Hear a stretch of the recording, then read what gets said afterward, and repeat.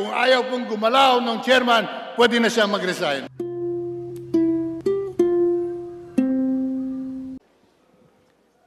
The Honorable Lito Atienza is recognized. Thank you, Mr. Speaker. Thank you, Madam Majority Leader. I stand in defense of justice, fairness, the rule of law, and the integrity of this House of Representatives where we all belong. Pagalang-galang na Speaker,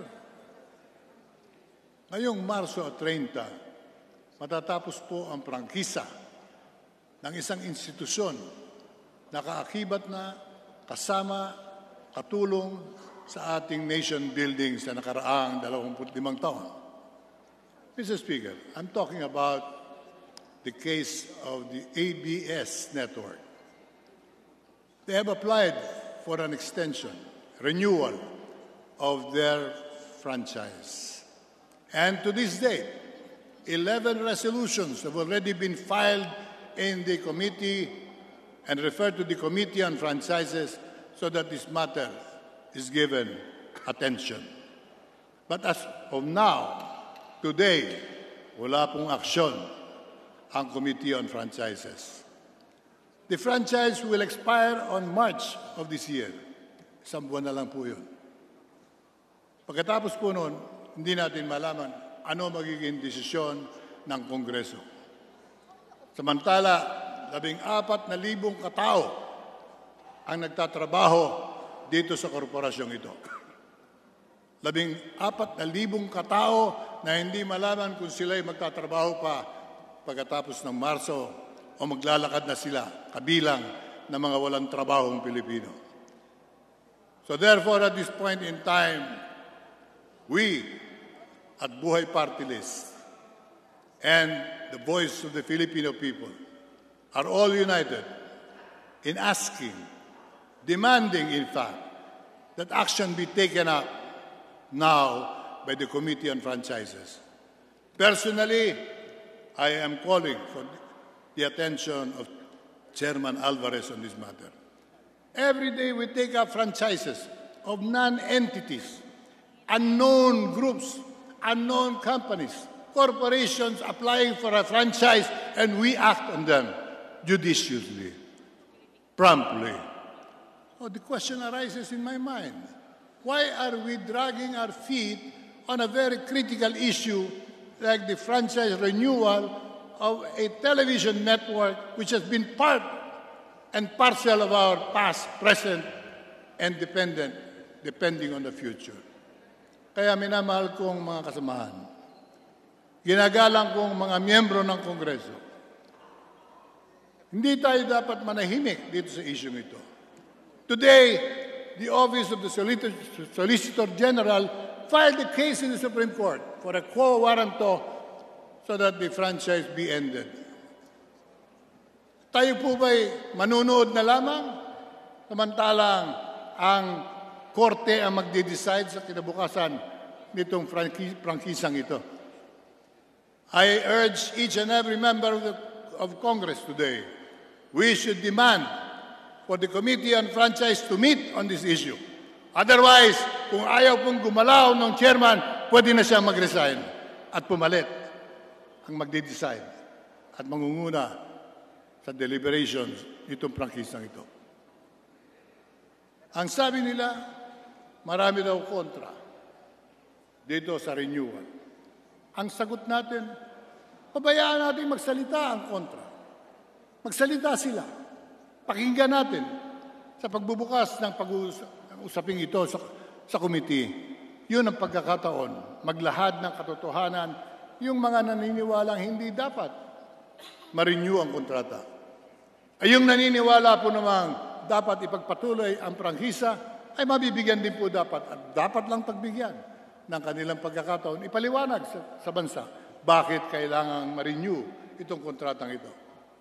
But inaction will only spell the slow weakening of the foundations of our democratic system, where the executive is now taking the task of acting on the franchise issue of ABS. Pag tayo po hindi gumalaw at ang Korte Suprema ang magbibigay ng desisyon, nangangahulugan lang that this Congress is really paralyzed with inaction. And we should not be deserving to be called representatives of the people. Each and every member of Congress today should be considered as a duly elected member of this body that will decide on franchises in the country. That is a mandate of the Constitution, Mr. Speaker. Hindi po ito whimsical, discretionary, hindi po pwedeng ibang araw, sa ibang araw ay ipapasa natin sa executive ang decision. We, as the Congress of the Philippines, is mandated by the Philippine Constitution that all franchises are deliberated on in Congress. Prangkisa maliit, prangkisang malaki, kailangan may aksyon ang Kongreso ng Pilipinas. There are 11 resolutions pending, and there is an equal number of resolutions pending for the approval of the renewal. Wala akong alam na nag-file ng resolusyon na nagsasabing huwag aprubahan. Overwhelming ang nabasa kong mga resolusyon na aprubahan ng prangkisa. Maraming resolusyon na nagsasabing pag-usapan na. Mag-deliberate na ang Kongreso. Yung mga miyembrong ayaw pong makialam, ayaw niyong lumahok, huwag kayong lumahok. But it behooves the Committee on Franchises, Chairman Alvarez, Speaker Cayetano, you should act on this matter. The integrity of the House is at stake. Shall we allow the Office of the Solicitor General to take up the issue in the Supreme Court while we watch from the sidelines? Yan po'y magbibigay sa atin ng isang masamang mukha na ang Kongreso ng Pilipinas ay hindi Kongreso na gumaganap ng kanilang tungkulin. We are nothing. We will be considered as nothing, even non-existent, if we give up this function. So today, I take the opportunity to raise a question not only personal but collective privilege of each and every member of Congress. We should demand for the Committee on Franchises to immediately take up the different resolutions filed by distinguished members of this House. Hinihingi nila na tayo ay magsalita, tayo ay kumuha ng kanya-kanyang bahagi. Kung kayo kontra, magsalita kayo. Kung kayo naman ay sangayong ma-renew, magsalita rin kayo. Hindi pwedeng nanunood lang tayo while the Supreme Court tackles the issue. This is not a matter for the Supreme Court, and we hope the Supreme Court doesn't even take up the matter, simply because this is a matter that should be taken up in Congress as mandated, and I repeat, mandated by the Constitution. Mababaliwala po ang respeto sa ating saligang batas at lalong mawawala ang respeto sa Kongreso ng Pilipinas kung hindi natin aaksyonan itong isyong ito. No matter how sensitive an issue is, this Congress, if given the challenge, should act accordingly. Hindi pwedeng tayong lahat ay magtitinginan na lang at magngingitian. This is not a matter that can be settled by personal relations. This is a matter that should concern national interest. And the national interest dictates that we act on this matter. If you ask me, I will take it up today, not tomorrow. So I don't know if Chairman Alvarez is listening. I hope he is. I am challenging him. Take up the issue. And if you are not in favor, fight it in the committee.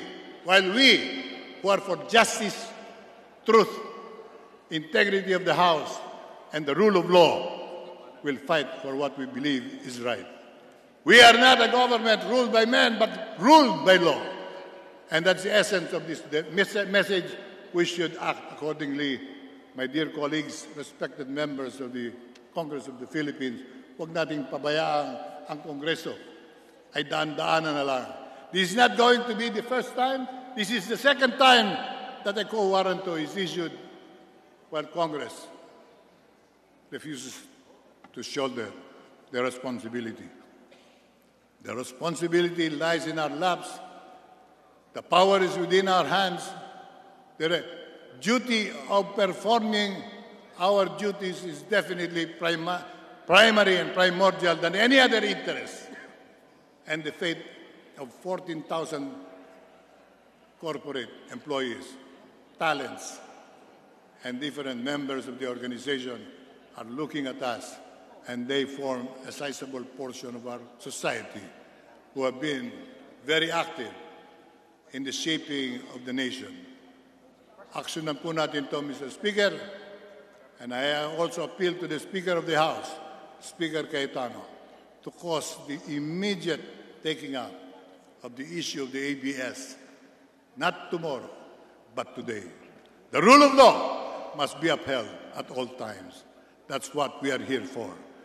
And that's our sworn duty, Mr. Speaker.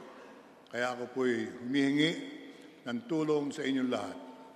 Nananawagan sa lahat ng mga miyembro, isang tabi natin ang ating personal na damdamin. Ang pag-usapan natin ay kagalingang pambansa at pambayan. Maraming salamat po sa pagkakataon.